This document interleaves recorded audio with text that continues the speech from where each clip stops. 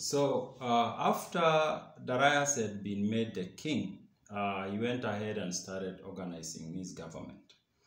And Herodotus does go into great detail to describe the kind of government that Darius was forming. And that included splitting or dividing the regions that had been captured by Cyrus the Great and Cambyses and Smarties into 20 satrapies, which were like provinces, and each of them was assigned a particular amount of tribute to be paying annually to the king of Persia.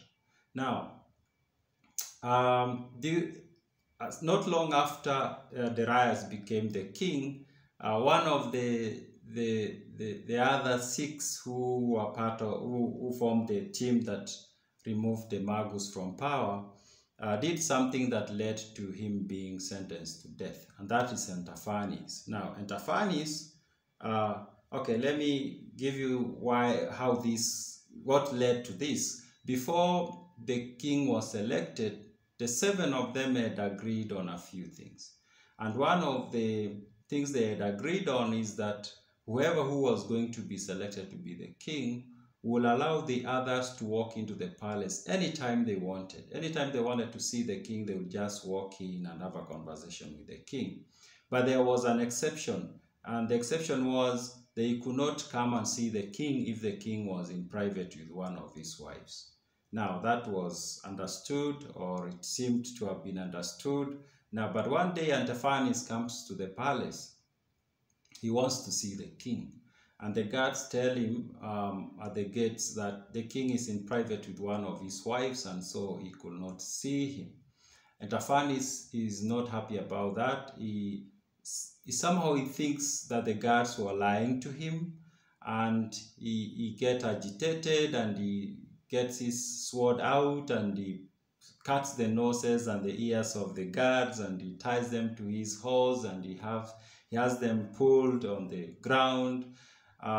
So after that, the guards went to the king to report what had happened to them, and he sees them. He's horrified. What's happened to your noses and ears? They are like, Intaphernes came. We tried to stop him from coming in, and he didn't listen to us. He decided to hurt us like this.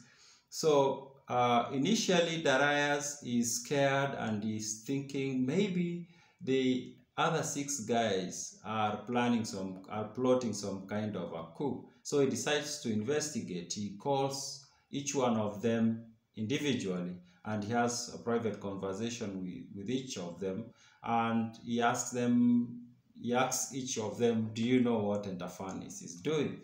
And they're like, no, we are not aware. So finally he figures out that whatever Intaphernes was doing was just his own actions. There was nothing like a conspiracy against the king.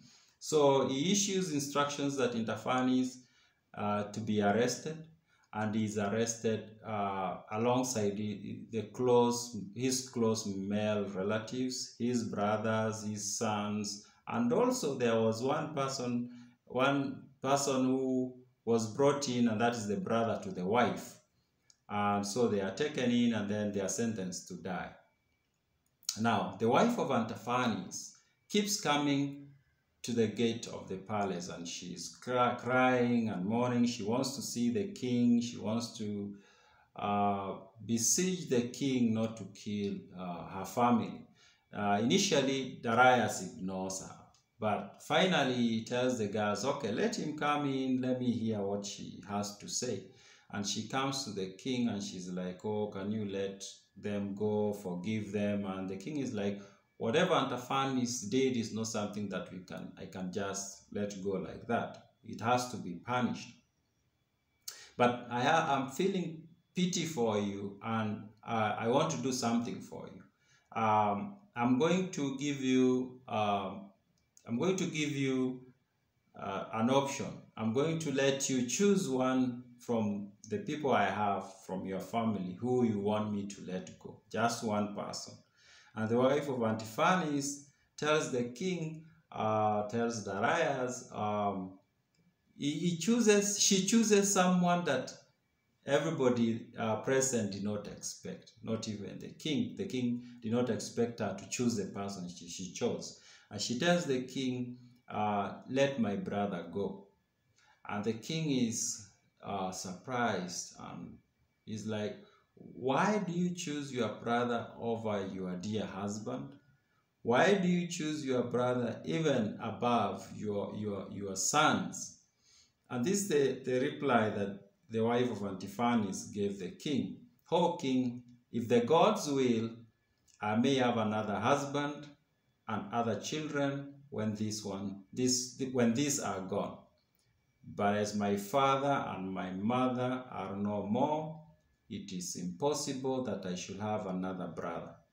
This was my thought when I asked to have my brother spared. So she basically says, you know, I'm trying to think and look at all the people you have there from my family, and I think I can replace my husband. I can get another husband, and I can have other kids with that new husband. But I can never replace my brother because my parents are already dead. So that's why I'm asking you to let my brother go. Darius thinks that was like a very wise decision she was making, or she had arrived at, and he decides to let go the brother, but he also gives her something like a bonus. He lets one of her sons go. So that's how Intaphernes fell from grace, basically. He had a very good deal. He could see the king whenever he wanted. He could get so many other benefits for being one of the 7 who removed the Magus from power. But maybe because he was impatient, he ended up losing not only everything that he was to get, but also his life and the lives of many of his family members.